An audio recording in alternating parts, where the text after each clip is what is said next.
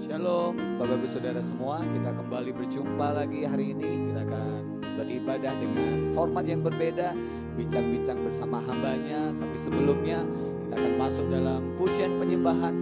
Percaya hadirat Tuhan akan menyapa setiap kita, amin. Mari hari ini kita siapkan hati kita sembah Tuhan. Kita jujur kepada Tuhan pada hari ini. Bahkan kadang kita gak sanggup apa yang mesti kita lakukan, apa yang kita lalui. Kita perlu campur tangan Tuhan untuk dapat menopang setiap hidup kita. Mari sama-sama siapkan hatimu, siapkan hati kita berdoa. Biar anugerah Tuhan memampukan kita hari ini memberikan yang terbaik buat Tuhan. Terima kasih Tuhan Yesus, terima kasih Roh Kudus. Terima kasih Bapa di surga. Kami mengucap syukur buat anugerah kebaikan Tuhan. Hari ini ada karena semua anugerah, semua kasih setiamu, semuanya karena kemurahan Tuhan. Hari ini kami mau menyembah Engkau dengan segenap hati kami. Engkau hadir dalam pujian penyembahan kami, lawat setiap kami Tuhan. Berikan kami kekuatan untuk kami dapat bertahan menghadapi setiap persoalan yang menimpa hidup kami Tuhan.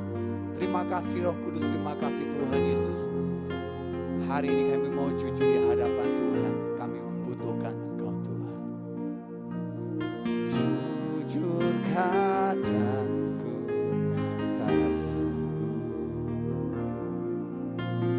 menghadapi semua bebanku, menantikan jawaban, menolak untuk menyerah. Ku tahu Kau Tuhan yang sanggup menolong dalam sesaku.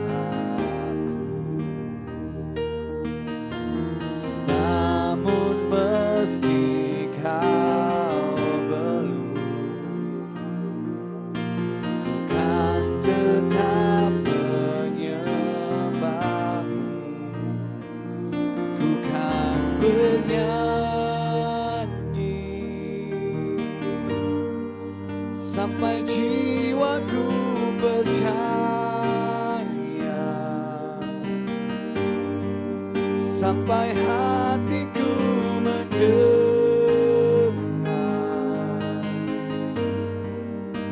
lagu pengharapan.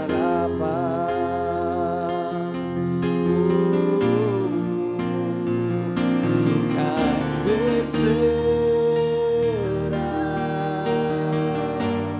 ku tahu aku tak sendiri.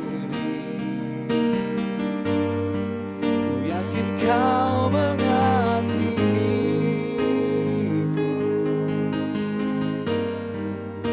bahkan di dalam api pun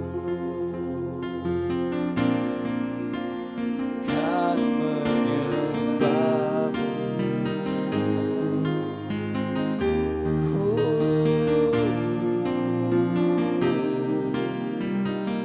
Kami mau berkata dalam hadirat-Mu, jujur kadang aku lalai, bersandar pada kekuatan-Mu.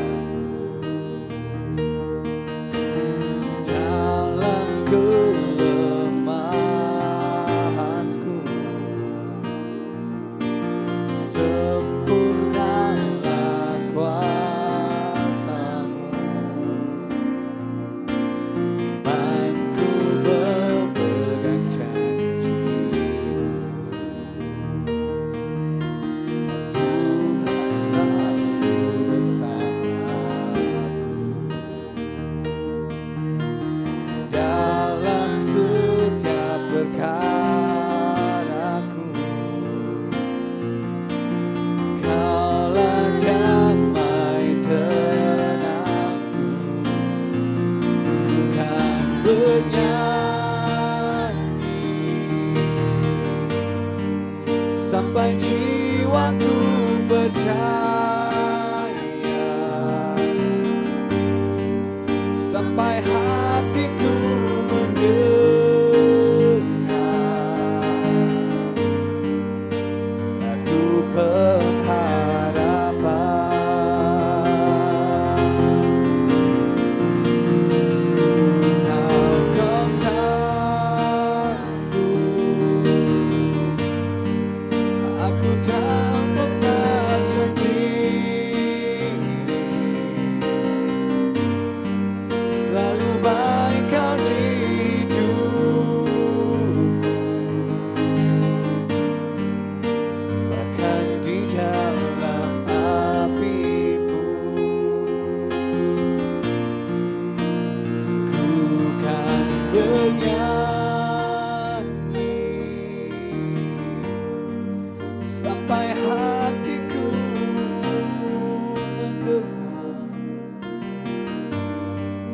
sampai hatiku mendengar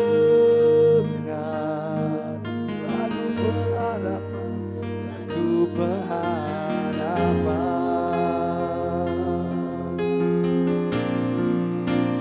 Ku tahu kau sanggup, aku tak pernah sendiri, selalu baik kau di hidupku,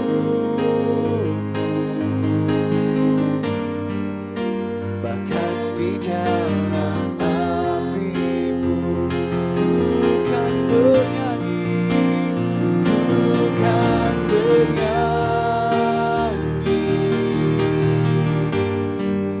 sampai jiwaku percaya, sampai hatiku mendengar lagu pengharapan. Ku tahu kau sanggup, ku tahu kau sanggup. Aku tak pernah sendiri, selalu baik kau di hidupku,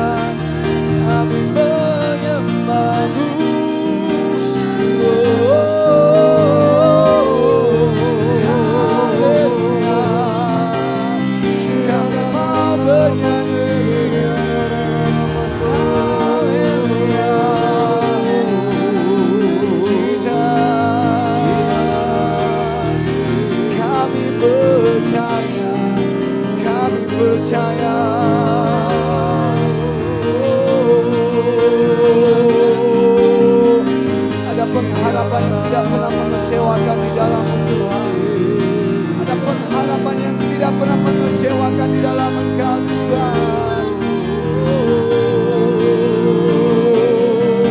Sekalipun kami harus melewati api yang menyala, kami percaya kami tidak akan pernah dihanguskan. Sekalipun kami melewati air, kami percaya kami tidak akan pernah ditenggelamkan.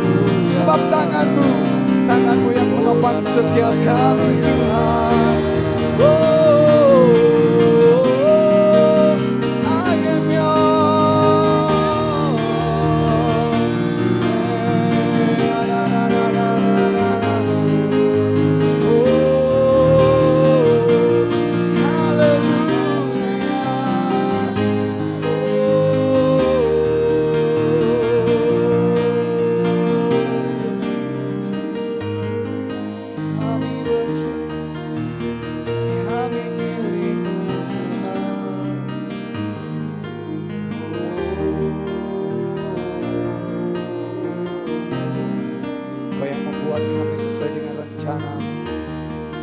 Memegang setiap musim hidup kami Tuhan. Kami menyerahkan seluruh hidup kami, kekhawatiran kami, semua dalam tangan. Terima kasih Roh Kudus, bahwa kami lebih dalam lagi berjumpa dengan Engkau. Kau membuatku sesuai rencana-Mu. Kau memegang setiap musim hidupku. Ku serahkan semua kekhawatiranku. Ku milikmu.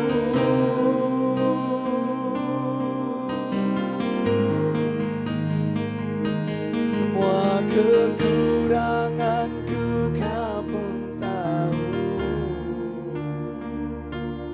Tetap Kau pandang indah jalanmu.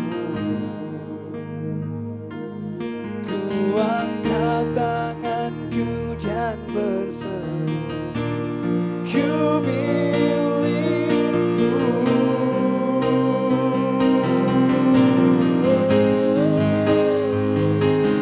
Kau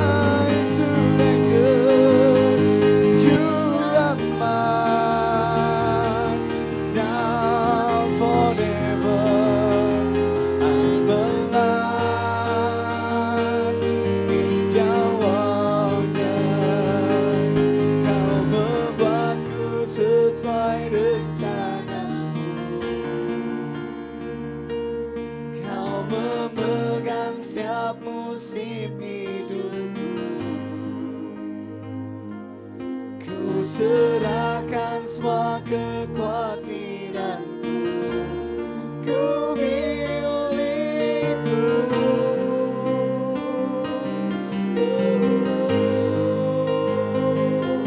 Semua kekuranganku kau tahu,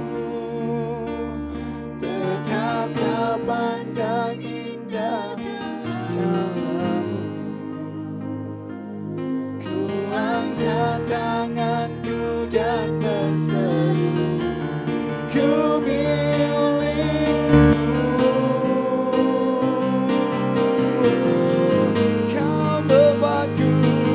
Kau membuatku sesuai rencanamu. Kau memegang setiap musim hidup kami, kau yang memegangnya Tuhan. Ku serahkan semua kekhawatiranku, ku milikmu.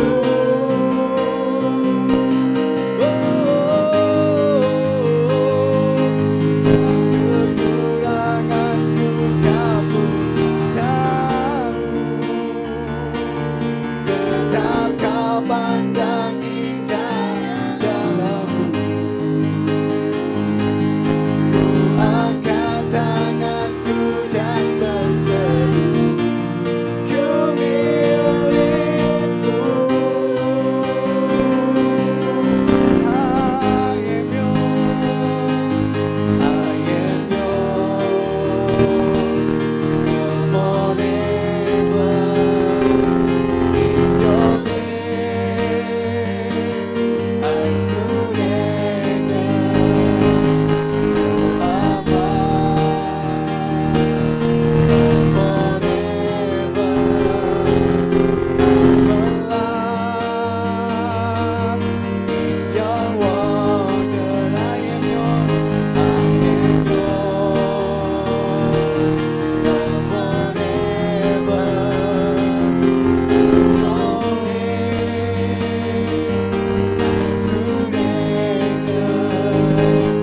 You are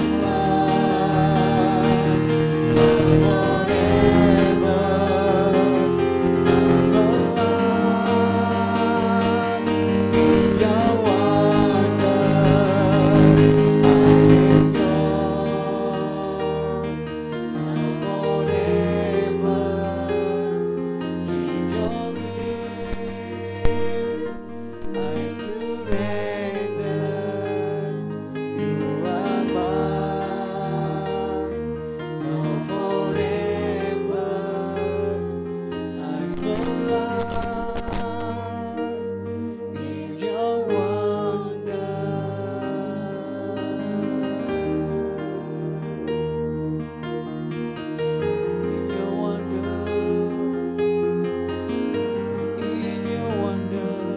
I am yours, I am yours, forever.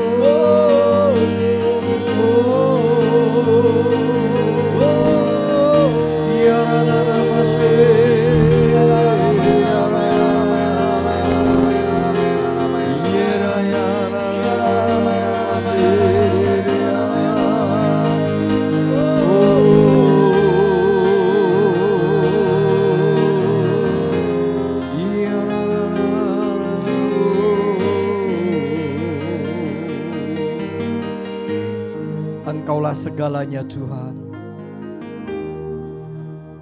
Engkau sumber dari semua kehidupan kami. You are the center of my life. Biarlah hidup kami hanya fokus kepada Engkau. Biarlah setiap aspek kehidupan kami. In your wonder, ada di dalam keajaiban-Mu. Biar kami berjalan di dalam keajaiban.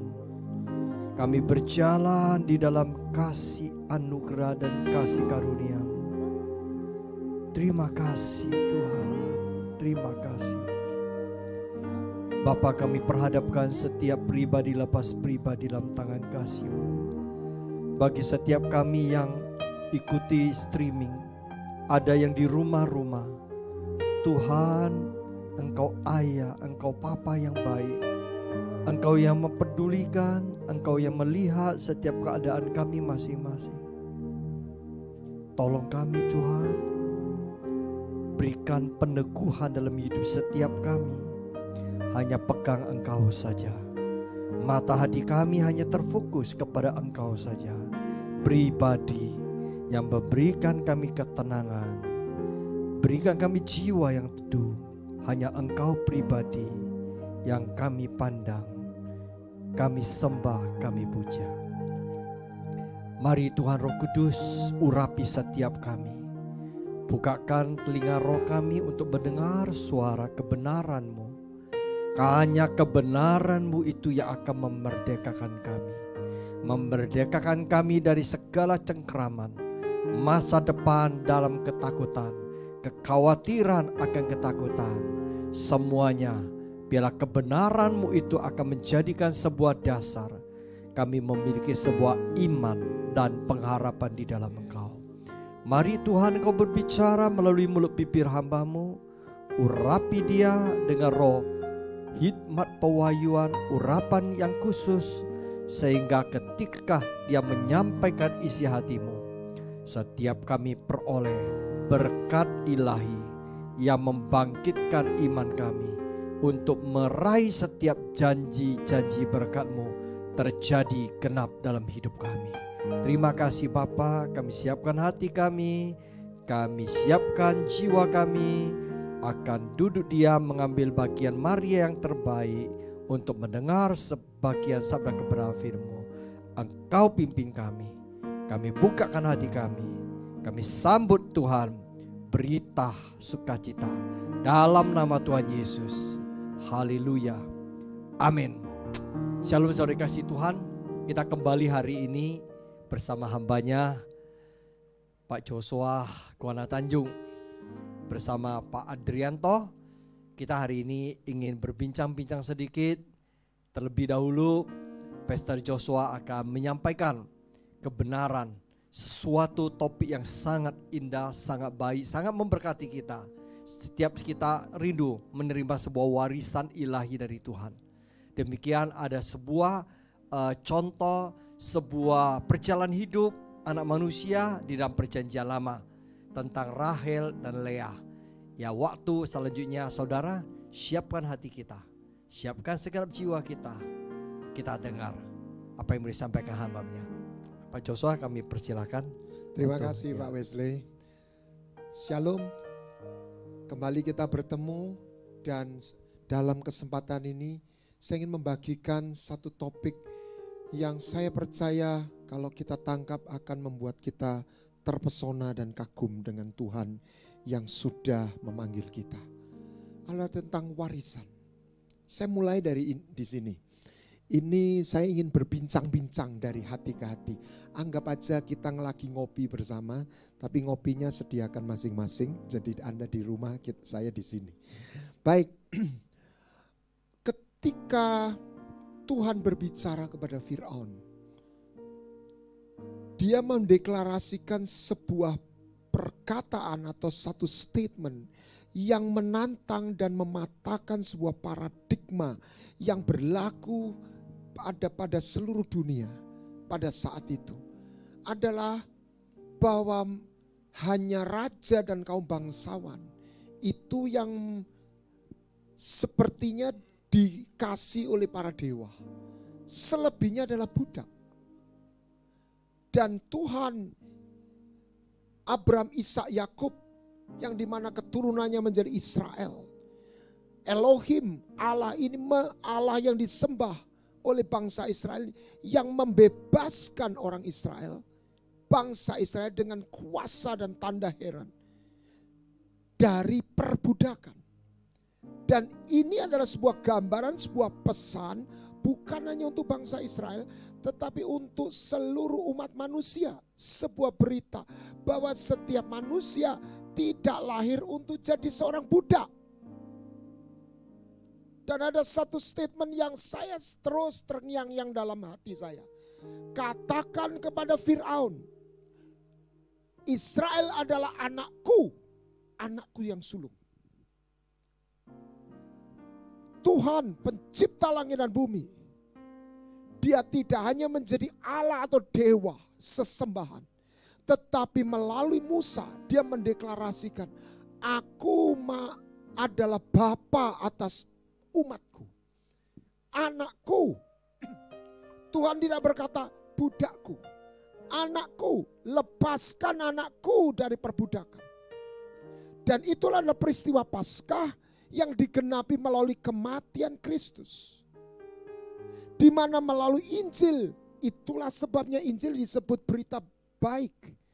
Bukan hanya berhenti pada pengampunan dosa, tetapi satu anugerah yang membawa manusia bukan menjadi objek semata, bukan menjadi korban nasib, tetapi menjadi satu ciptaan yang dikasih. Dibawa kembali kepada desain yang original. Saya percaya ada satu kebutuhan di dalam diri manusia ini diteguhkan baik oleh firman Tuhan maupun secara ilmu psikologi. Manusia bukan makhluk jasmani yang memiliki roh semata.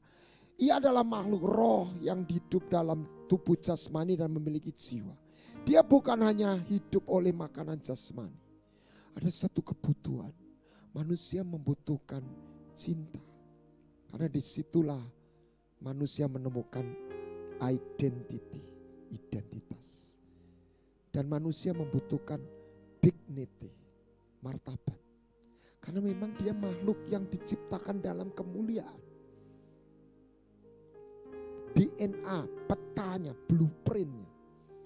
Dan yang ketiga dia diciptakan untuk menggapai dan menerima destiny. Makanya dikatakan tanah perjanjian. Itu adalah destiny. Bukan hanya semata-mata dibatasi orang meninggal selamat untuk masuk dalam sorga. Tetapi bagaimana menemukan warisan di bumi.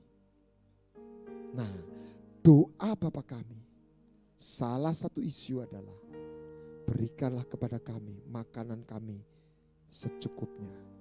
Saya bukan ingin menyalahkan LAI, tetapi ada satu terjemahan yang kurang menggigit. Sebetulnya bukan secukupnya.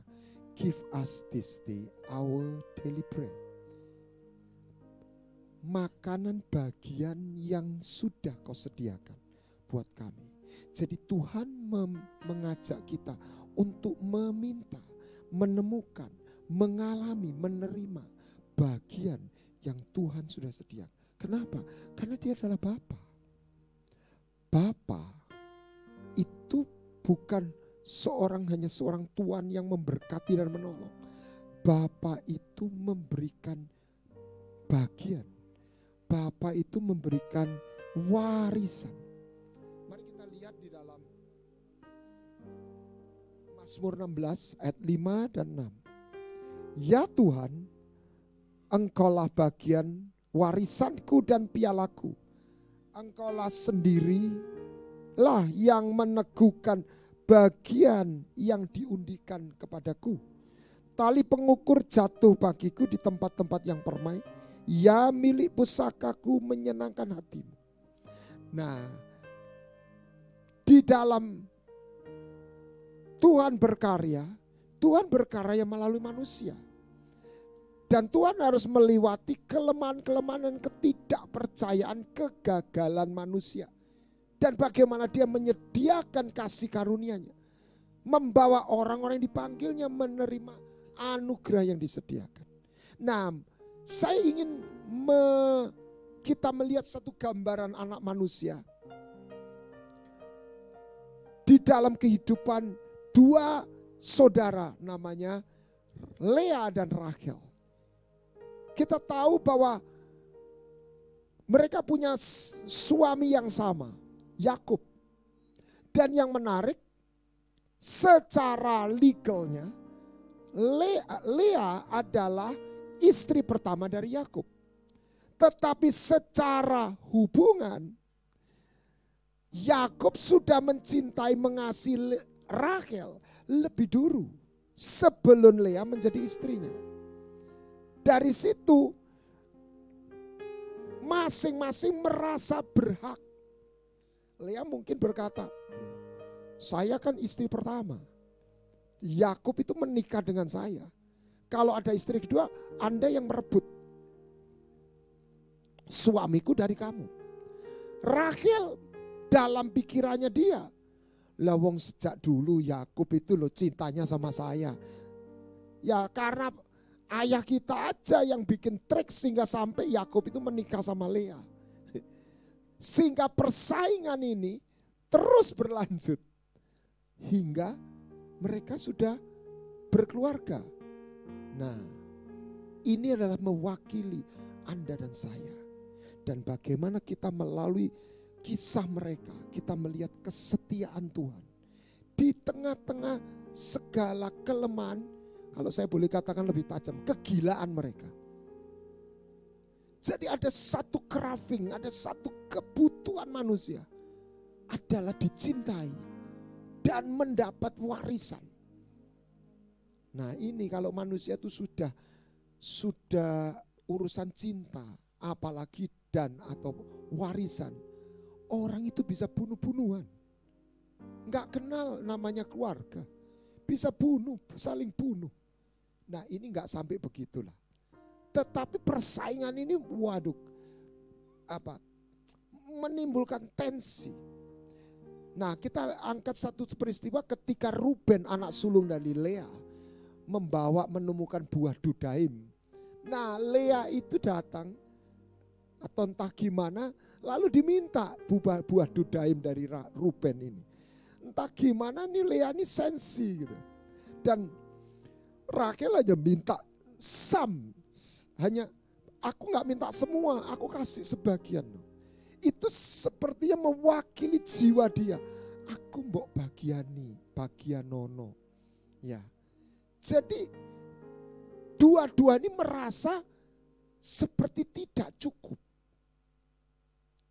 Ini mewakili Anda dan saya. Lea juga gak kalah sewot. Belum puas engkau ngerebut suamiku.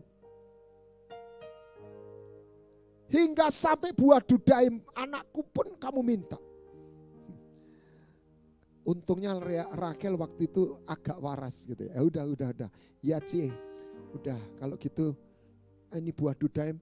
Ini bagian Yakub mestinya bermalam kepadaku, bersamaku, tak kasihkan kamu. Jadi Rachel rela malam itu menyerahkan suaminya kepada kakaknya yang juga istrinya. Padahal itu mereka bersaing. Dan dari situ lahir Isakar. Entah gimana mereka terus berkonflik. Jadi hati mereka mewakili apa sih? Seperti apa pergumulan? Saya percaya itu Anda rasakan, termasuk saya rasakan. Kalau lihat orang lain, bahkan orang yang terdekat, orang yang sebenarnya kita tidak benci, tetapi kita melihat mereka mengalami kebaikan dari Tuhan, kita bisa terganggu, kita bisa enggak suka. Dengan kata lain kita cenderung katakan, kok dapat, aku kok dapat, engkau kok punya, aku enggak punya. Terjadi persaingan. Tetapi kalau diteruskan, kebencian. Kenapa saudara Yusuf membenci Yusuf? Bukan karena mereka dimusuhi ayahnya. Karena mereka melihat Yusuf dikasih lebih. Nah, anak sulung ini lebih unik lagi. Anak sulung bertahun-tahun menikmati kelimpahan di rumah ayahnya. Anak bungsu harus membayar sendiri kesalahannya terlunta-lunta di negeri orang. Tapi waktu anak sulung bungsu kembali, bapaknya bukan hanya menolong, mengembalikan. Inilah yang disebut bapak, mengembalikan hak waris. Nah, ini yang buat anak sulung sewot. Sehingga dia marah, sehingga dia dalam satu pemikiran, perasaan, satu anak kambing kok gak pernah kasih. Jadi anak sulung itu mengalami sindrom, saya tidak dapat apa-apa. Karena dia terjebak melihat satu kebaikan yang Tuhan berikan, Bapak berikan kepada adiknya. Bukankah itu yang pernah kita rasakan? Kita melihat saudara kita yang lain dapat berkat. Wah, kalau begitu Tuhan tuh lupa sama saya. Alkitab ini komplit. Dalam Yesaya 49. Sion berkata, Tuhan telah meninggalkan aku. Tuhan telah melupakan aku. Tapi Tuhan menjawab, dapatkah seorang perempuan melupakan bayinya sehingga ia tidak menyayangi anak dari kandungannya, sekalipun dia melupakannya, aku tidak melupakan engkau. Sampai Tuhan tuh bicara sama Rachel keturunannya, Efraim, anak kesukaankah gerangan bagiku, Efraim bagiku, atau anak kesayangan. Tapi setiap kali aku menghardik engkau, Efraim, hatiku terharu, tidak dapat tidak, aku mengasihimu. Nah, mari kita kembali ke kisahnya Lea dan Rachel yang dua-dua sewot satu sama lain. Dua-duanya sama merasa, oh Yakub lebih diambil sama saudaraku. Yang satu berkata, dia yang suamiku yang diambil. Tapi ternyata Tuhan sebagai Bapa atas mereka sudah menyediakan berkat yang unik, yang berbeda, tetapi adalah bagian mereka masing-masing. Makanya dalam Yeremia 31, Rachel mendapat rewardnya. Tuhan memberikan upah. Sekalipun Rachel juga mengalami kegagalan. Rachel harus mati karena dia menyimpan terafim itu. Berbohong itu, menyimpan dan tidak dia mengaku. Tapi keluar dari itu, apa yang Tuhan berikan? Di mana mereka konflik, padahal dua-duanya Tuhan sebagai seorang ayah, Bapa atas mereka adalah gambaran Anda dan saya. Dia Bapa, dan sampai Tuhan berkata, Bapa yang jahat aja tidak akan memberikan batu kalau anaknya minta roti. Yang Tuhan mau kita ini percaya kepada kasih setianya. Anak sulung punya bagian, anak bungsu punya bagian, Lea dikasih bagian, Rachel dapat bagian. Makanya dalam Mazmur pemazmur berkata, ya Tuhan, engkaulah bagianku dan engkaulah warisanku dan pialaku. Bagian yang diundikan kepadaku itu menyenangkan hatimu. Apa yang kau lihat? Apa yang Bapak lihat dalam Rachel dan Lea? Lihat. Siapa yang jadi anak sulung dari 12 bersaudara? Sebentar saya tarik mundur. Persaingan mereka, konfliknya sampai tanda petik gila-gilaan. Ketika, siapa yang mulai ya? Oh Rachel. Ketika gak punya anak, pembantunya disodorkan sama Yakub. Yang agak nakal ini yang Yakubnya ini, kanan kiri dia mau. Pembantunya disodorkan. Waduh. Dan pembantunya Rachel ini, saya nggak hafal itu. Itu keluar siapa itu? Dan atau siapa itu? Dari suku Dan itu. Lea melihat itu, insecure lagi. Wah, nggak mau kalah. Pembantunya Lea disodorkan, punya anak juga. Rachel punya anak akhirnya. Wah, Lea lihat Rachel punya anak. Wah, kembali insecure. Wah, kalau gitu nanti suamiku udah lupa sama aku. Minta anak lagi, dikasih anak lagi. Dan apa yang kita lihat? Siapa yang menjadi anak sulung? Yusuf. Jadi anaknya siapa? Anaknya Rachel. Padahal dia istri kedua. Wah, kalau gitu Tuhan sudah, berarti Tuhan bela Rachel. Tunggu dulu. Lea. Siapa anaknya Lea? Yang menjadi tiang. Yehuda dan Lewi. Di luar anak yang lain. Ruben sudah kehilangan hak sulung. Siapa Yehuda? Dari Yehuda menurunkan siapa? Raja Daud. Dari Yehuda menurunkan siapa? Mesias. Lewi, suku yang dipilih jadi imam. Siapa penulis Taurat? Nabi besarnya bangsa Israel. Musa.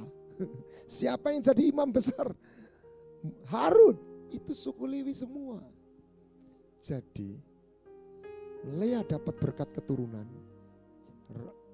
Rachel dapat berkat kesulungan anaknya. Mana yang lebih bagus? Saya nggak bisa katakan mana yang lebih baik. Yang saya mau tekankan, setiap kita Tuhan sudah sediakan bagian. Yang Tuhan mau, jangan seperti Lea dan Rachel, insecure terus. Lihat Tuhan kasih bagian, kita merasa jadi blingsatan. Yang Tuhan mau, yang pertama, percaya dengan kasih setianya, hatinya. Tuhan, berikanlah bagian, makanan yang Tuhan, bagian jatah, warisan yang Tuhan sudah sediakan.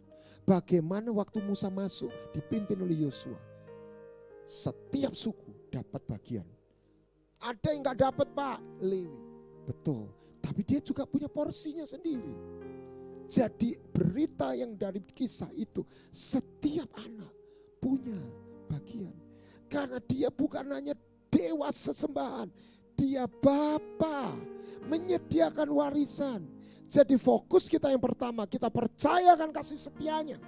Yang kedua, kita harus merindukan, kita harus menginginkan jatah yang Tuhan Bapa sediakan. Jangan seperti Esau, memandang rendah. Apa itu? Gak perlu. Tuhan itu gak suka orang seperti itu. Tuhan suka kita menginginkan. Tapi kita gak perlu menginginkan warisan yang Tuhan sediakan saudara kita yang lain. Biarlah kita fokus dan kita percaya. Bukan akan sudah diberikan. Kita yang fokusnya bagaimana kita bisa qualified untuk menerimanya. Orang Israel yang keluar dan mati di padang gurun itu bukan Tuhan ingkar janji. Karena mereka gagal mempercayai. Mereka tidak percaya. Sehingga apa hubungannya Pak? Dari tidak percaya. Kelakuan perilaku mereka. 10 kali mereka menista Tuhan. Ngomel dan menunjukkan ketidakpercayaan. Tuhan memelihara mereka, tetapi mereka kehilangan jatah untuk warisan itu. Angkatan pertama, anak mereka, keturunan mereka yang dapat. Itu yang kita harus fokuskan. Tuhan mau hadiah apa yang kita bisa berikan sama Tuhan. Percaya dia baik. Itu hal yang pertama. Lalu dari situ kita kejar apa yang Tuhan sudah sediakan sebagai Bapa. Yang ketiga, ini yang beberapa orang melakukan kejahatan, dia sudah dapat. Seperti anak sulung, dia sebenarnya sudah dapat. Justru karena itu dia kehilangan. Dia fokus kepada kebaikan Bapa atas anak adiknya bungsu. Anda pernah ingat gak cerita Putri Salju? Ada seorang Putri Salju itu punya ibu tiri namanya yang jadi permaisuri. Karena ibunya udah meninggal, Putri Salju. Dan dia selalu tanya sama cermin ajaib. Saya enggak ngajari Anda percaya sama cermin ajaib. Tapi ini menunjukkan hati manusia. Dia selalu bertanya pada cermin, siapa yang paling cantik di negeri ini? oh Andalah yang paling cantik. Wah dia puas. Bayangkan perempuan ini udah cantik dapat suami raja. Beruntung gak? Beruntung. Ini orang udah berkatnya melimpah. Satu hari anak dari raja ini, dari istri yang sebelumnya, putri salju, bertumbuh remaja.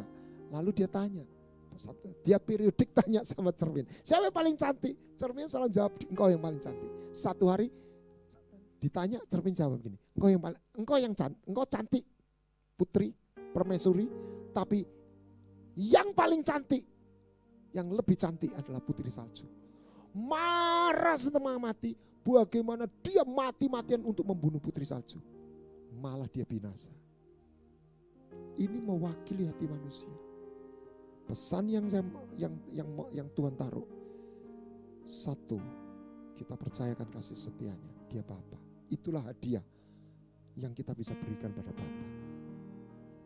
Karena dia terlalu kaya untuk kita iman, percayakan kasih setianya. Orang Israel gagal mempercayai kasih setianya, bukan tidak percaya perbuatannya. Yang kedua, mengejar. Kejarlah karunia, kejarlah bagian yang Tuhan inginkan. Itu yang Tuhan suka dalam diri Yakub. Aku gak lepasin kau sampai kau berkati aku. Wah, Tuhan tuh sampai pura-pura kalah. Itu Bapa. Yang ketiga, jangan menghancurkan, jangan merusak, jangan mengambil bagian orang lain. Saya prihatin melihat beberapa orang yang sudah diberkati pelayanannya, tapi masih punya nafsu untuk mengambil pelayanan orang lain. Dan Tuhan menegur domba-domba yang gemuk dan kuat, yang masih sudah gemuk, sudah kuat, masih gak terima menekan domba-domba yang lemah. Salah satu yang Tuhan marah kepada Yakub, kepada Daud, engkau sudah kujadikan raja, engkau sudah punya banyak istri, kok tega engkau merebut istrinya orang, bunuh suaminya. Dan Daud berkata, itu orang jahat. Waktu Nathan bikin perumpamaan, dan Nathan berkata, kamu orangnya. Saudara, kisah-kisah di Alkitab itu mewakili hati manusia. Tapi Daud bertobat. Dan biarlah kisah Rahel dan Lea menguatkan kita. Keduanya tidak pernah kehilangan bagiannya. Seperti anak sulung dan anak bungsu, keduanya punya bagian. Bapaknya menegur dengan prihatin, nak, engkau kan bersamaku, punyaku itu punyamu. Kok engkau bingung? Kau bisa punya perasaan, pikiran, satu anak kambing kau gak pernah kasih. Dan biarlah melalui kisah anak sulung, anak bungsu, Rahel dan Lea, kita percaya setiap Anda dan saya, Bapa sudah sediakan warisan. Percaya, kejar, terima. Tuhan memberkati. Amin. Ya, sungguh hari ini di zoom in aja. Hari ini kita diberkati, diajarin sebuah pelajaran betapa Bapa punya kasih setia, Bapa juga punya sisi keadilan. Cuma begini Pastor, kalau kita melihat seseorang iri hati, panas hati, marah, apakah itu adalah dosa keturunan? Sebab kita tahu, kita lihat anak kecil itu anak kecil masih polos, tocokan, rebutan, wah sampai nangis, sampai dijepit, sampai pukulin, yang lebih kuat mengalahkan yang kecil, gitu kan? Nah itu siapa yang ngajarin mereka? Ya. Mereka marah, mereka iri, mama kasih dia kok gak kasih saya, kan gitu kan? Nah kalau menurut Bapak itu gimana? Itu dosa keturunan ataukah ya gimana itu? Itu apakah karena ayah ibunya itu turun sifat-sifat itu, bagaimana ya Pak ya? Kalau ya memang itulah keberadaan natur manusia setelah kita jatuh dalam dosa. Ya. Tapi begini, yang kita belajar dari anak kecil ini kan terang-terangan, ya. Apa adanya. Aku iri, aku gak suka. yang susahnya waktu orang itu dewasa. Ya. Apalagi dalam sosial budaya yang Terselubung sopan. ya, terselubung itu ya. Sudah gini loh, saya kalau selalu ambil contoh kalau ibu-ibu arisan tuh, waduh ngerasain ibu satunya. Ya, nih. ya. Tapi kalau ibu yang dirasain datang, aduh lalu ngomong manis-manis begitu ya. Jadi saling menusuk tetapi dengan topeng-topengnya. Ya, Ini ya. yang kita harus sadar. Nah, bagaimana perasaan iri itu ketika ada, karena kita manusia. Ini Tuhan mau perasaan ini kita curhat sama Tuhan. Bukan untuk kita izinkan dosa menjadi iri hati. Menguasai hidup kita. Nah, ya. sama Ya. seperti Hana. Hana Ya. kan dibully sama Penina. Kan sakit. Nah, sakit ini tidak dia rasakan dan gumulin sendiri dan menjadi satu kebencian, tapi menjadi satu curhat. Jadi kalau kita lihat ada anak Tuhan yang lain diberkati, kita rasa iri, itu manusiawi. Tapi tidak boleh terus berlanjut. Kita harus, Tuhan aku juga kasih dong. Itu baik. Ya, ya. Nah itu membuat jadi istilahnya rasa takut itu membuat kita lari pada Tuhan. Rasa iri quote unquote yang manusia, Tuhan kuduskan menjadi sebuah pencarian. Aku nggak jahati orang yang udah dapat. Tapi aku akan kejar bagianku. Nah, Hana dapat apa? Samuel, Pak. Ya. Luar biasa. Maksud saya itu adalah sifat yang melekat. Iya, betul, Pak. Itu turun. Nah, ini yang harus kita waspadai. Makanya sekalipun kita percaya Yesus, kita harus sadar sinful nature ini. Ya. Kita harus olah. Nah, firman Tuhan itu yang saya cuplik itu menunjukkan, nak, jangan khawatir, bagianmu itu sudah pasti nggak hilang, itu loh Pak. Oke, dalam hal ini ada 3 hal Pak ya. Pertama kita lihat bahwasanya si sulung sebenarnya punya jatah, Iya. punya ini ya Bapak sampaikan. Dia tidak menyadarin, 1. Kedua yaitu dia iri, dia marah kan, ya itu sifat naturalnya melekat kepada dia. Iya, tapi kan lu aneh Pak, dosa Ya. itu deceitful Pak, menipu. Kan sulung itu kan sudah lebih enak. Ya. Tapi dia tidak terima. Si bungsu baru saja dapat bagian. Anakku itu, adikmu tuh mati, hidup. Baru dapat itu. Sedang si sulung kan sudah bertahun-tahun menikmati. Ya, ya. Tapi saya melihat gini Pak, bahwa si sulung ini dia gak terima karena itu bagian dia. Kan udah dibagi, ini bagian adikmu, ini bagian kamu. Kok enak? Adik ini nakal kan, melanggar, kurang ajar. Pulang, papa ambil ini bagianku kan kira-kira. Ya marah kan. Itu keegoannya terlibat di situ ya Pak. Nah inilah yang diajarkan Tuhan kepada kita. Kita harus sadar, makanya kita harus nata hati kita. Tuhan itu kasih karunia. Ya. Kasih karunia itu memang menimbulkan iri hati Pak. Contoh yang bos kebun anggur yang punya pegawai Ya. mulai dari jam 8 kurang, jam 9 dia cari, jam 12 dia cari, jam 3 dia cari, jam 5 yang terakhir kan. Ya. Yang sebetulnya kan yang jam 8, jam 9, jam 12 itu kan tidak dikurangi jatahnya Pak. Ya. Tapi yang membuat mereka marah, Ya, kenapa yang jam 5 dapat? Nah Tuhan kita harus sadar. Upahnya sama lagi. Nah itu anak bungsu udah ngabisin kok bisa dapat. Kok udah ya. Nah Di itulah pestain ya. Tuhan itu karena dia penuh kasih karunia. Oke, Pak, kita ingat lagi sama halnya dengan Sarah dan Rahel. Ya, kalau kita coba merenungkan, Tuhan berikan janji kepada Sarah untuk dia hamil, dapat anak perjanjian Pak ya, anak Ishak. Sepanjang perjalanan bertahun-tahun dia gak punya. That is something di dalam, betul ya? Ya. Mungkin Sarah pernah marah, tambah ragu, bimbang sehingga seperti bangsa Israel itu berputar di padang gurun. Nah, jadi yang Bapak sampaikan tadi 1 poin itu mengejar, harus mengejar dalam arti itu berserah dirinya, terus cari hatinya Tuhan, cari meraba hatinya Tuhan. Saya percaya mungkin tidak sekian lama Kalau Abraham sih mutlak, saya kira Abraham Ada yang itu lama mutlak. juga Pak, lebih lama. Kaleb 45 tahun. Oh ya, itu. ya, kita bicara Tapi yuk. kejar terus itu. Sarah, saya kira ini Sarah dengan Abraham, Pak ya. Abraham ini masih oke lah. Dalam diteguhkan lagi, sekiranya diteguhkan lagi, ya dia, ya manut. Ini si istri yang harus mengandung ini. Mungkin awal udah tertawa, dia akan diberikan anak, dia tertawa. Soalnya dia sudah menopause Pak. Iya, Sudah betul. nggak mungkin itu. Dalam kunci termasuk Rahel juga sama. Iya. Saya percaya Rahel dengan Lea yang paling sakit itu Rahel. Sakitnya udah lama. Sampai dibully oleh kakaknya sendiri ya. Iya. Nah. Tapi Lea kan juga sakit juga waktu ngambil itu Ya, kelihatan itu kan meledak. suaminya. Satu suaminya Dua-dua diambil. makanya, Pak. Iya, dua-dua iya. Terus suaminya diambil.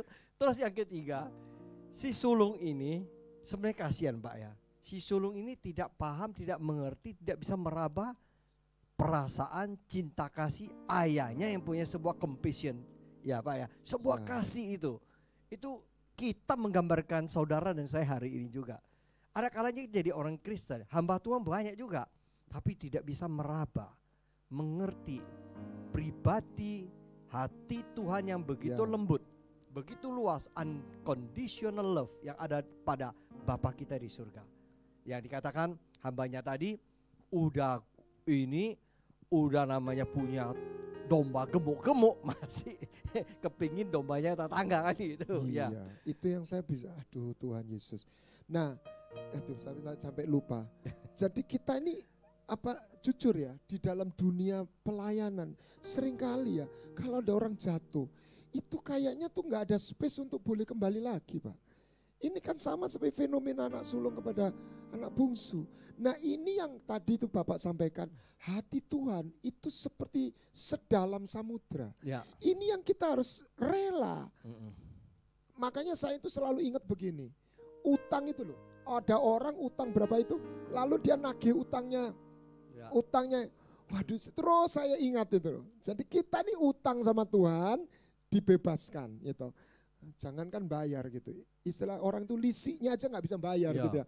Terus kita ini kita dipanggil untuk memberi anugerah, itu yang namanya grace Pak. Grace, ya, betul. Jadi anak sulung tuh gagal memahami grace. Ya. Sehingga dia bekerja dengan mengandalkan kebenarannya. Aku sudah bertahun-tahun aku melayani Bapak. Ya. Dan tidak pernah melanggar perintah Bapak. Ini yang kita harus waspada. Kita harus hati-hati dengan hati manusia. Makanya Yeremia bilang betapa liciknya hati, lebih licik dari segala sesuatu. Amin. Kita cenderung tidak rela kalau Bapak itu berbuat baik pada saudara kita. Yang lebih jahat hati gitu. Kita udah punya 10 nih. Ada 2. Yang 2 tuh kayaknya mau diambil supaya saya dapat 12 gitu. Itu jahat di mata Tuhan. Saudara, itu all about a heart, sebuah hati. Iya. Kalau hati kita tidak jaga baik dengan firman yang memagari kita. Firman Tuhan katakan, tinggallah di dalam aku dan firmanku tinggal di dalam kamu. Itu penting sekali. Kalau hati kita bergeser sedikit, keliru sedikit, maka arahnya ke depan perjalanan kita itu bergesernya jauh.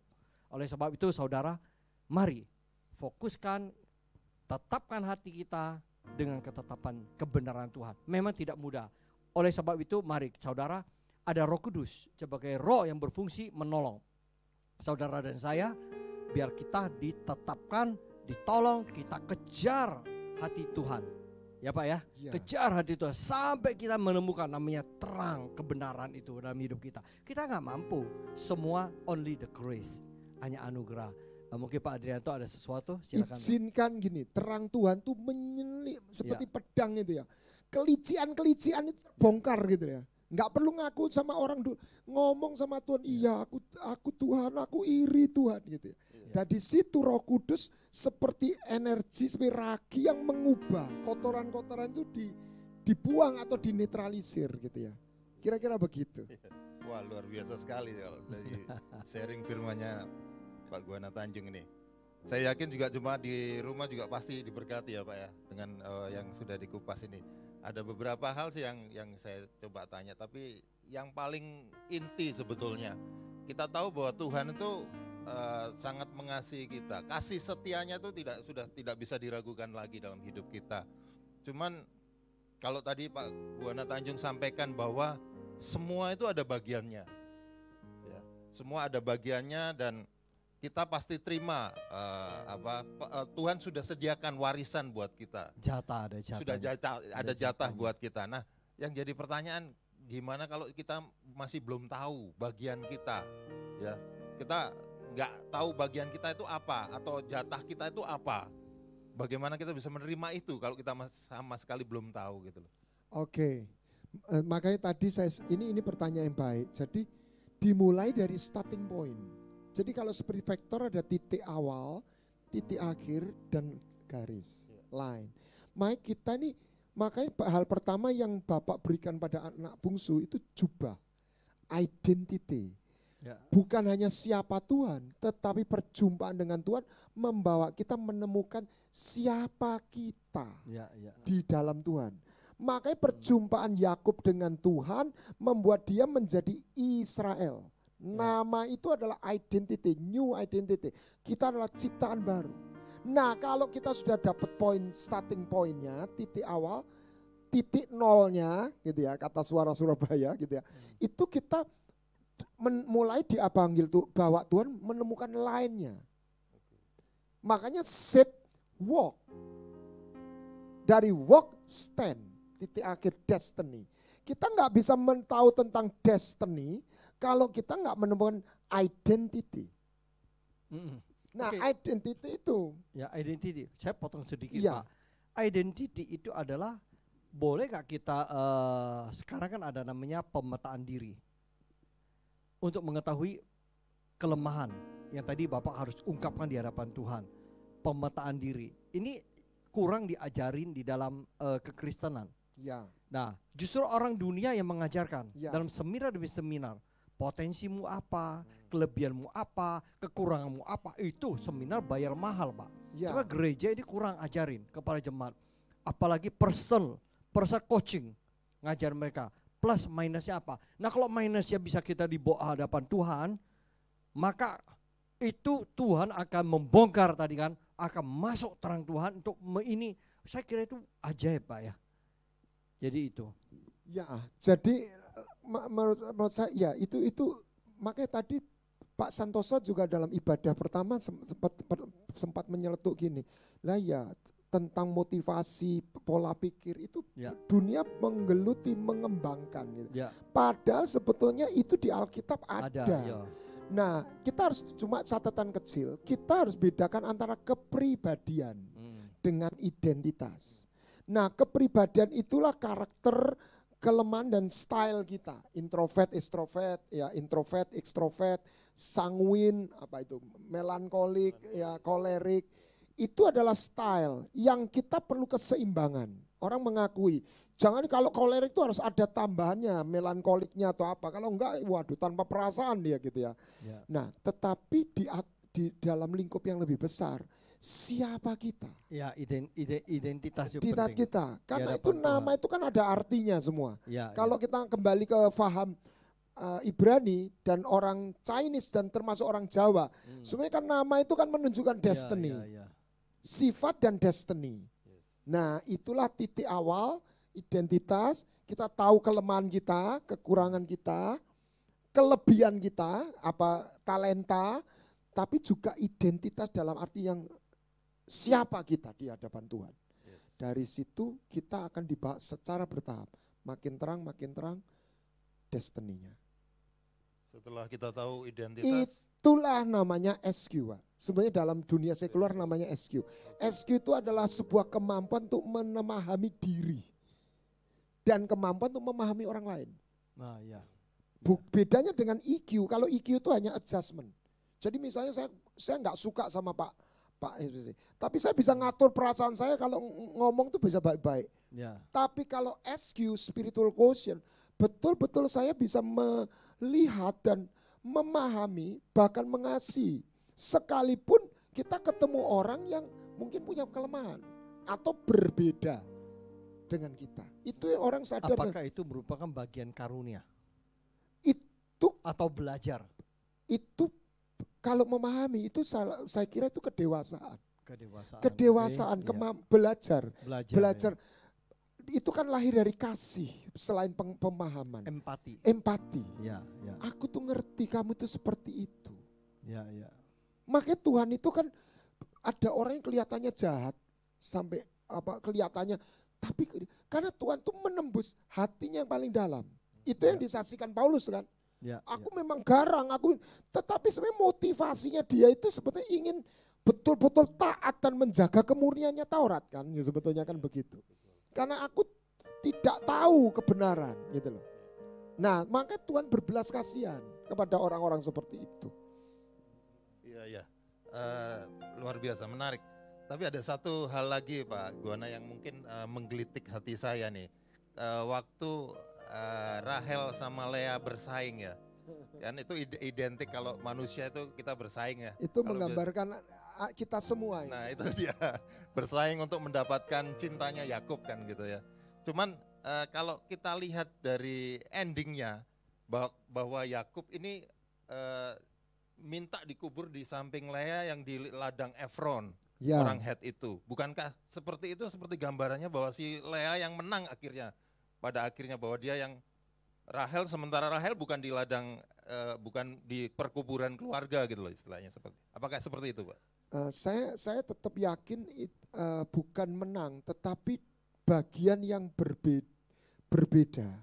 Jadi saya membaca Tuhan itu mengakui covenant dengan Yakub dengan Lea. Yang saya belajar dari sisi itu, perasaan itu kita tidak boleh percaya dengan perasaan itu menentukan segalanya. Jadi perasaan itu sebetulnya itu akan mengikuti. Pada akhirnya Yakub itu saya membaca, Yakub bukan hanya mengasihi Rachel, dia juga menerima Lea. Ya. Ya, Rachel bukan dilupakan, tapi kan kuburan keluarganya kan di situ. Jadi dia membandingkan Abraham dengan Sarah, Ishak dengan Ribka, di situ aku dengan Lea. Nah Rachel tetap diingat Tuhan. Makanya Yesus lahir di Bethlehem. Yang menjadi tumbal seolah-olah yang diberi kehormatan untuk menderita. Itu adalah keturunan Rachel. Ya. Makanya Rachel menangis. Kalau menurut saya keturunan Rachel diberi kehormatan menjadi martir. Bukankah bayi-bayi yang dibunuh? Karena Kristus itu adalah martir-martir. Ya, Jadi buat saya seperti Paulus bilang, kemuliaan matahari beda dengan kemuliaan bulan. Jadi berkatnya Rachel itu nggak sama. Kita nggak bisa bandingkan gitu. Nah inilah yang membuat saya begini. Wah itu ada gembala jemaatnya ribuan. Panggilan saya nggak begitu. Ya. Jadi saya menikmati bagian yang Tuhan yang sudah sediakan. Saya mau mengoptimalkan. Bukan sibuk dengan, wah ini jemaatnya tambah banyak nih, cabangnya tambah banyak. Waduh Tuhan ini gimana kok berkati orang itu. Nanti kita ketemu Nabi yang begitu tajam. Waduh kok saya, jadi kita bingung sendiri. Ya. Nah kita perlu ngambil, waduh kepekaannya. Tapi tidak berarti kita harus jadi Nabi. Ya. Kita perlu mengambil hikmat pengembalaannya. Misalnya gitu. Tapi kita tidak harus jadi seperti dia. Ya menarik Pak. Ya betul. Jadi identity itu adalah dasar awalnya. Panggilan Tuhan dalam hidup kita, status kita. Kita semua hamba. Kerjanya di ladang masing-masing punya panggilan sendiri-sendiri Pak ya. Jadi kita diajarin, mari saudara tinggal di dalam kasih Tuhan yang menyempurnakan hidup kita. Kita tetap yakin percaya dalam situasi, keadaan, dimanapun kita berada, kasih Tuhan itu sama rata. Nah, kita bicara kasih Tuhan ya. Yesus punya murid kesayangan Pak. Menurut Bapak itu gimana itu ya? Yang lain pasti akan mendapatkan namanya sifat natural itu Pak. Ketika Petrus, ya Yohanes dekat dan bersandar kepalanya. Yang lain gimana itu Pak ya kalau gitu? Saya punya jawaban. Jadi saya dapat satu ini dari khotbahnya seorang hamba Tuhan. Jadi Ada ayat di dalam Yohanes 13. Yesus mengasihi semua murid-muridnya dan mengasihinya sampai pada kesudahan. Ya. Nah, tetapi kalau kita compare dengan realita, itu semua mati syahid semua. Jadi, nah artinya begini, enggak, yang kesayangan enggak. Yohanes enggak mati syahid. Dia memang dibunuh, digoreng, tapi dia enggak mati. Artinya begini, mereka tuh sudah sampai level, mereka tidak mengukur kasih setia Tuhan. Mungkin kita masih ngukur begitu ya. Ada campurannya, tapi buat mereka, itu murid-murid itu, udah melihat kasih Tuhan tuh tidak lagi diukur hidup atau mati. Dibunuh ada pertolongan, ada sinar dari langit, dia terbang, luput. Enggak, mati semua itu. Nah yang kedua, yang tadi menjawab pertanyaannya Pak Wesley, Pastor Wesley, gini, itu kan omongannya Yohanes. Jadi Yohanes, dia yang berani ngomong, dia yang punya iman. Aku ini murid kesayangan. Sebetulnya Petrus juga bisa berkata begitu. Ini seperti gini loh. Kalau saya di sini, saya nggak di sana. Tapi kalau Tuhan di sini, Tuhan tuh bisa di sana. Jadi, ini kembali lagi kuantum, Mbak. Kalau Tuhan mengatakan murid kesayangannya itu Yohanes, bukan berarti yang lain tidak disayang. Cuma yang punya iman itulah Yohanes. Dia berani mendeklar Tuhan itu. Nah dia tidak ditulis bahwa Tuhan yang mengajak dia untuk menyandarkan ininya. Dia yang punya iman. Misalnya Petrus menyandarkan kepalanya, kira-kira diterima enggak Pak? Diterima juga, kan gitu. Ya, kan firman katakan kita harus punya memberanikan diri menghampiri tahta suci itu. Itu yang punya iman GR kan Yohanes gitu loh. Sebenarnya saudara kita, setiap kita itu harus punya iman GR. Benar, kalau saudara saya tidak punya iman Melaka, masuk hadirat Tuhan, gak ketemu Tuhan. Iya, ada lagi Pak Adel. Ini mungkin bagian kalau tadi Pastor Guana Tanjung sebutkan bagian yang ketiga, yang mungkin kalau lihat ada hamba-hamba Tuhan, ada yang baru bertobat, diberkati, kita jadi iri dan sebagainya, seperti anak sulung tadi Pak. Kan jadi pertanyaan, ini kan mereka kan sudah terima warisan di depan dibagi rata sama gitu ya Pak. Tapi di belakang kenapa si sulung ini jadi iri gitu loh. Padahal dia sudah terima yang terbaik. Nah ini kalau dianalogikan sekarang ini, kalau ada orang yang bertobat, terima keselamatan baru, kok jadi malah iri, mereka malah diberkati, kok rasanya aneh ya gitu. Ya masalahnya kita harus percaya kasihnya Tuhan itu seperti kuantum. Kalau benda saya potong bagi dua, kalau pengetahuan saya bagi, itu nggak habis. Jadi sebetulnya karena Tuhan itu unlimited ya, walaupun sudah dihabiskan, itu katakan itu bapaknya itu tambah kaya saja. Jadi sebetulnya anak sulung nggak perlu merasa bagiannya dipotong. Ya memangnya gitu ya. Tetapi jangan lupa, ini kalau dianalisa, anak bungsu itu dia keluar dari rumah, dia minta bagian lebih dulu, itu juga karena itu. Karena dalam tradisi Yahudi, anak sulung kan dapat 2 bagian. Dia dapat 1. Daripada gua minta separuh atau gimana, gua ambil dulu gitu. Jadi dua-duanya meragukan kasih setia bapaknya. Itulah penyakitnya manusia. Nah, tadi ngomong anak sulung, jangan lupa kalau kita kembali ke gerakan gereja, selalu ke gerakan sebelumnya menganiaya ke gerakan berikutnya. Kita ini harus hati-hati, Pak. Momen berikutnya itu dianiaya oleh momen sebelumnya. Itu loh yang saya katakan. Ini nggak bicara cuma 1-2 orang. Ini musuh yang kita harus waspadai. Saya kalau lihat orang di bawah ini, saya juga secara perasaan manusia bisa iri hati atau apa. Tapi saya tahu kebenaran ini, saya tidak boleh tunduk kepada perasaan kedagingan kemanusiaan saya ini.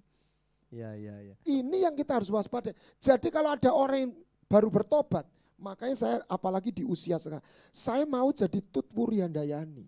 Selain Ingarso Tung Tolodo. Jadi ada anak muda yang dibangkitkan. Waduh karunia-Nya. Waduh, kita nggak boleh iri. Ya. Salah satu yang saya kagumi dari Pastor Bill Johnson, itu kan dia ngomong kingdom ya. Beliau juga dipakai untuk kesembuhan. Tapi jujur muridnya yang punya karunia kesembuhan itu lebih dahsyat. Tapi beliau nggak merasa tersaingi. Ini nggak semua loh. Nggak semua pastor bisa begitu. Makanya dia memang gerejanya nggak terlalu besar di Beth. Tapi dia bangkitkan murid-murid. Ini saya terinspirasi. Karena dia secure. Dia nggak merasa mengizinkan memberi space orang itu naik. Menggapai warisan masing-masing. Tidak merasa tersaingi. Kalau saya percaya Tuhan itu juga bikin sistem MLM, Pak.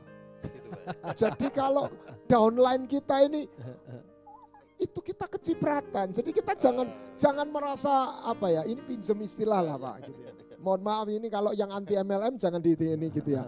Maksud saya buah yang terjadi di sini di murid atau itu sebetulnya Tuhan mencatat menjadi reward kita dong.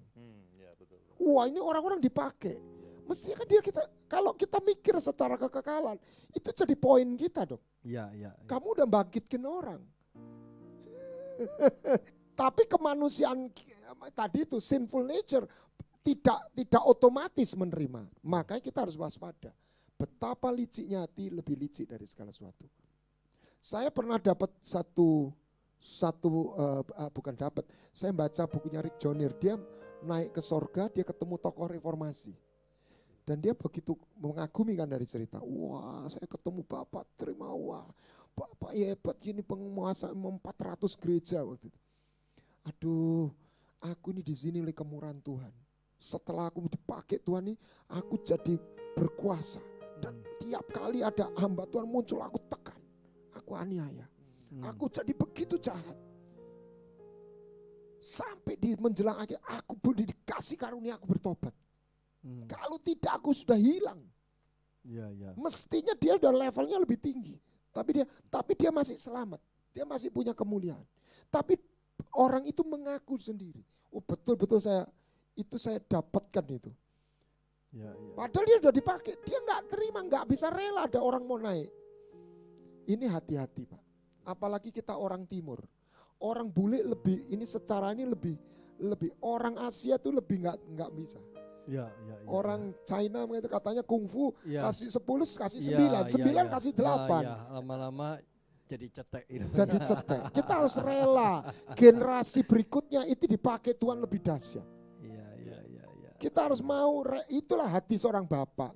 Bapak itu kan enggak iri kalau anaknya sukses lebih dari dia.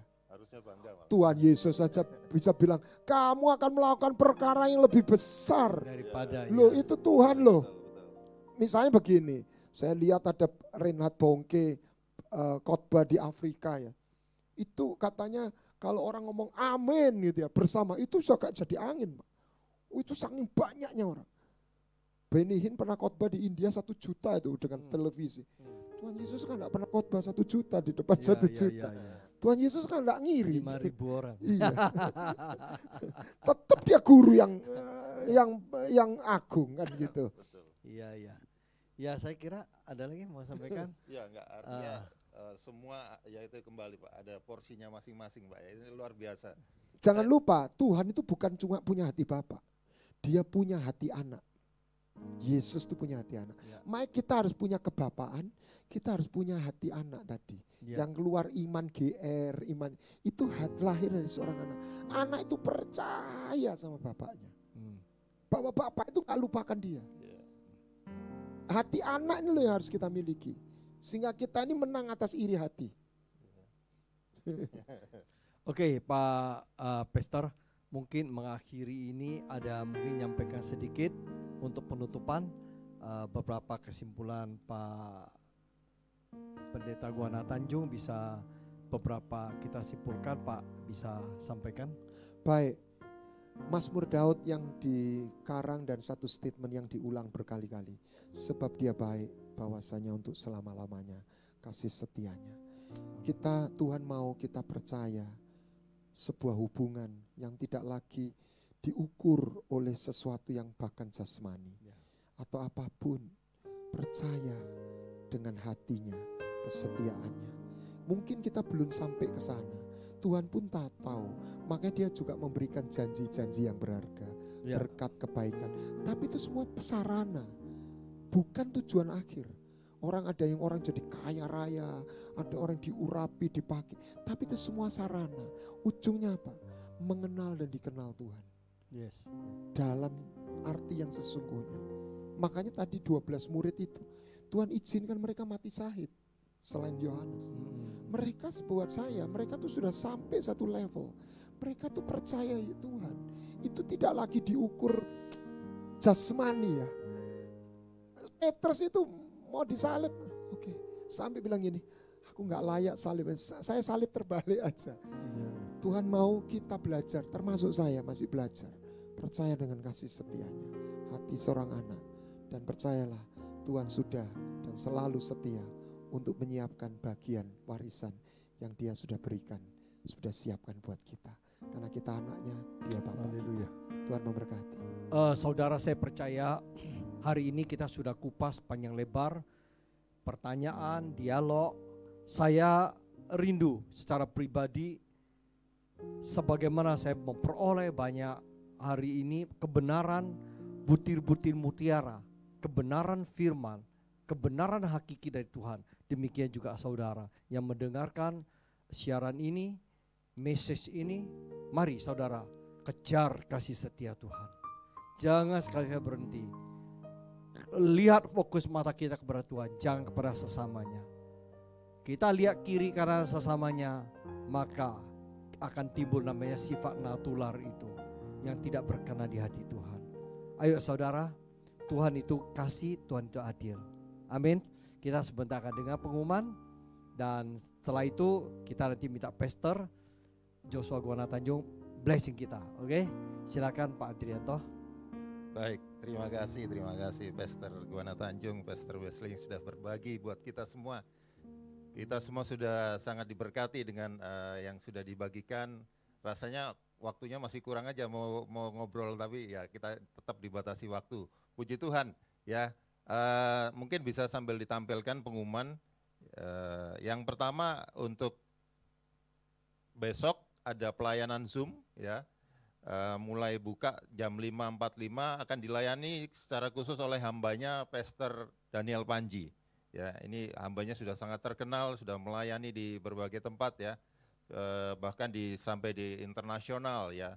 Kita tahu bahwa sudah sangat dipakai secara luar biasa. Jadi don't miss it, jangan ketinggalan. Siapkan 5.45 sudah open gates, langsung bisa gabung untuk bisa mengikutinya. Dan kita pasti akan diberkati dengan firman Tuhan, dengan apa yang sudah di-sharekan, apa yang didapat oleh hambanya di hari-hari yang terakhir ini. Yang berikutnya yaitu pada setiap hari Selasa dan Kamis. Ya. Selasa dan Kamis ada penyembahan, ya, worship di tempat ini. Bapak Ibu Saudara bisa join juga di YouTube-nya, ya. Jam 9:30 setiap pagi, jam 9:30 pada hari Selasa dan Kamis, nanti oleh hambanya Pak Wesley akan memimpin langsung. Bisa ikut join atau ikut menyampaikan beban doa atau pokok-pokok doa di YouTube, di chatnya di YouTube bisa dituliskan seperti itu untuk didoakan bersama-sama. Baik, seperti itu kita diberi kesempatan pada saat ini untuk memberi untuk pekerjaan Tuhan, ya. Boleh ditampilkan, ya. Bapak Ibu Saudara boleh mentransfer berapapun yang Tuhan taruhkan di hati, ya, untuk memberikan korban. Ini bukan sedekah, ini korban yang kita persembahkan buat Tuhan. Jadi kita berikan yang terbaik. Amin. Puji Tuhan. Jadi bisa ditransfer langsung ke BCA 0888 795 777. Baik persembahan perpuluhan, mingguan, pembangunan maupun persembahan kasih.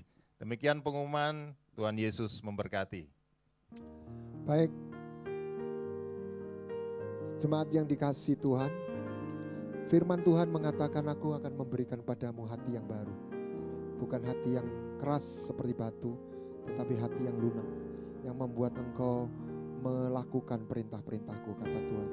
Dan biarlah dengan satu kebenaran firman yang kita bahas bersama, kita minta, Tuhan beri aku hatimu, sepotong hatimu masuk dalam hatiku, sehingga aku boleh punya hati yang berkenan di hatimu.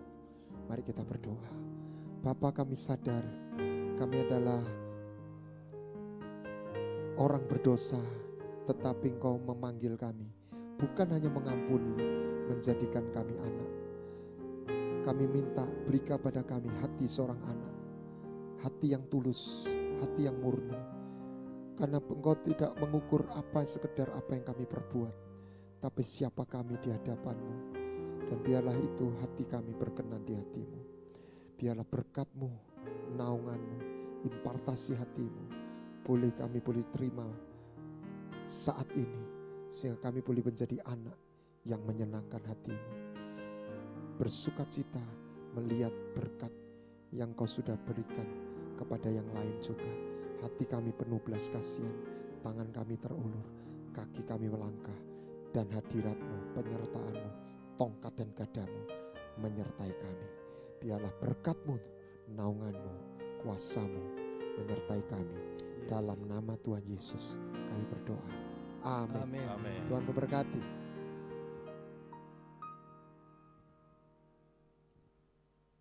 Oke, thank you Pak.